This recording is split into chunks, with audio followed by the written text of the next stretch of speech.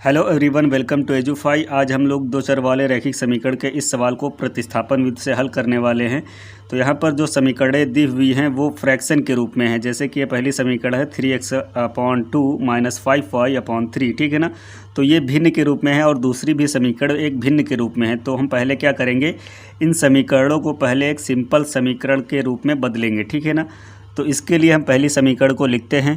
पहली समीकरण है 3x/2 - 5y/3 बराबर -2, ठीक है ना। तो इसको हल करते हैं और एक सिंपल समीकरण में पहले इसे हम कन्वर्ट करते हैं। तो सबसे पहले हम क्रॉस मल्टीप्लिकेशन की मदद से यहाँ पर हर को हम बराबर कर लेते हैं, ठीक है।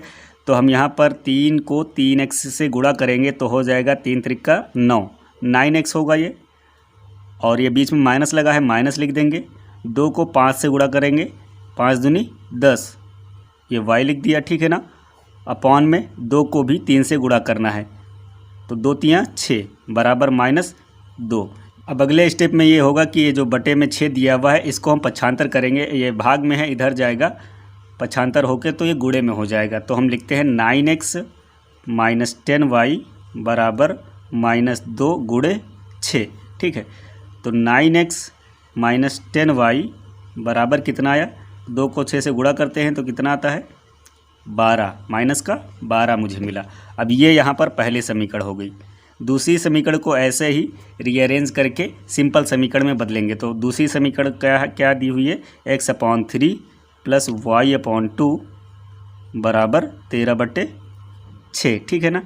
तो इसको भी क्रॉस मल्टीप्लिकेशन की मदद से पहले हम हर को बराबर कर लेते हैं। तो यहाँ पर हम 2 को x से गुणा करेंगे तो ये हो जाएगा 2x, प्लस 3 को y से गुणा करेंगे तो हो जाएगा 3y, बटे में 2 को 3 से गुणा करना है या 3 को 2 से गुणा करना है, 3 दूनी 6 बराबर 13/6।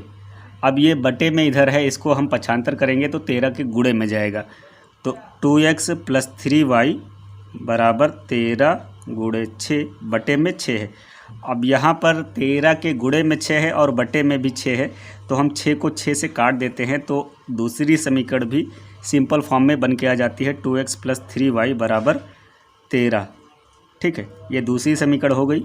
अब हम समीकरण 1 को लेते हैं और वहाँ से किसी एक चर, जैसे कि यहाँ पर 2 चर दिए हुए हैं, एक x है और एक y है, तो एक चर का मान दूसरे चर के रूप में निकालेंगे, ठीक है ना।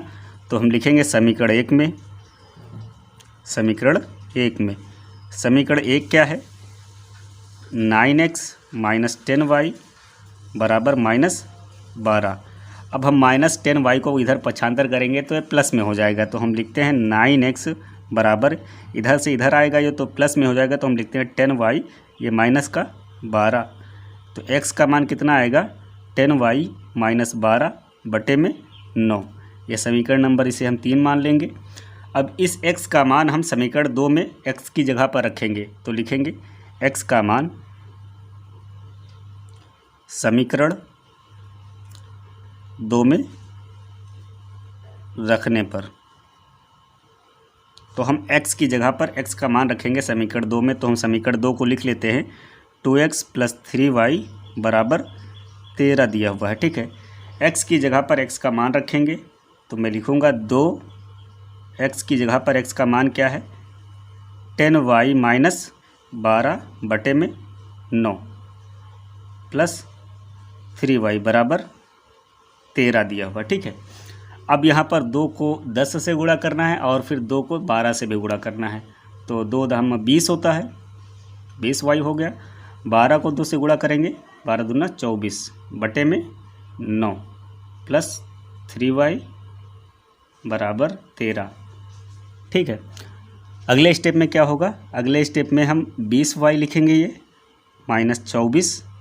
अब 9 को हर बराबर करने के लिए 3y से गुणा करेंगे तो कितना हो जाएगा, 9 त्रिक 27, ये प्लस का है तो प्लस लगाएंगे, 9 त्रिक 27y, और बटे में क्या आएगा सबके 9। अब हर बराबर हो गया है, बराबर 13 लिख देंगे, ठीक है ना। अगले स्टेप में 20y और ये 27y जुड़ जाएगा क्योंकि ये भी प्लस का है, ये भी प्लस का है, तो हो जाएगा 47y - 24। 9 को पक्षांतर करेंगे तो इधर 13 के गुणे में आएगा, 13 के गुणे में आएगा 9 अब अगले स्टेप में क्या होगा, 13 को 9 से गुणा करके लिख देंगे, 13 9 117 होता है, ठीक है। और ये माइनस का 24 है, इधर जाएगा तो प्लस का हो जाएगा, तो ये लिखा जाएगा 47 y बराबर 117 प्लस 24। अब 117 में 24 जोड़ दें तो कितना आता है, 117 में 24 जोड़ेंगे तो 141 हो जाएगा। और ये फाई के गुणे में था 47, इधर आया तो बटे में हो जाएगा। ये 141 हुआ और बटे में 47 है। 47 से 141 को भाग करना है तो ये 3 बार में पूरा पूरा कैंसिल हो जाता है। 47 से कम 47 और 47 दिया 141 होता है। तो y का मान कितना मुझे प्राप्त हुआ, 3। y का मान मुझे मिल चुका है। अब इस y के मान को समीकरण 1 या 2 या 3 में रखकर हम x का मान प्राप्त कर लेंगे। तो यहाँ पर x के रूप में ही समीकरण दी हुई है, तो हम यहाँ पर रखना ज़्यादा प्रीफर करेंगे, ठीक है। तो लिखेंगे y का मान